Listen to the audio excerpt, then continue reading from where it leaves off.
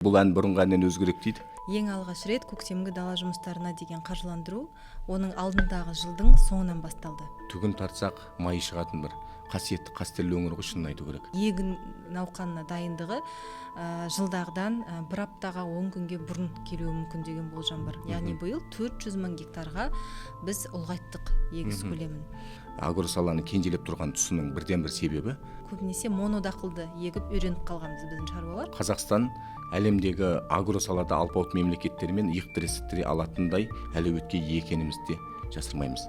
Қазіргі кезде біз оны енді өкінішке орай толығымен әлі пайдаланып, біз өзіміздің мүмкіндігімізді толық ашып көрсете қойған жоқпыз. 4-5 жылдың ішінде 10 есе артып, биылғы жылы 700 миллиард бөлінді. Бұл шын мәнінде фермерлерге осы жеңілдетілген кредит қолжетімді болып отыр ма? Сіз ақыры бізге сол қалған бір бөлігін өтеп беріп отырсыздар ғой. Алдын ала соны бізге өтеп бере аласыздар ма? Біздер тек қана 40%-ын ғана төлесек деп. Біздің отандық тұқым бәсекеге қабілетті деп айта аламыз ба жалпы? Біз жекеленген дақылдар бойынша көп көлемде импортқа тәуелдіміз. Қазақта жақсы сөз бар ғой, не ексең соны орасың дейді. Әрине, бұл әлі жаңағыда идеалдан әлі алыс. Яғни бізде қазір базада 60 жылғы, 70 жылғы тіркелген сол жылдардағы ескі техникалар тұр. Шындығында ол техника қазір пайдаланылмайды. Техникасы түгенделген фермерлер үшін негізгі өзекті мәселе бұл жанар-жағармай.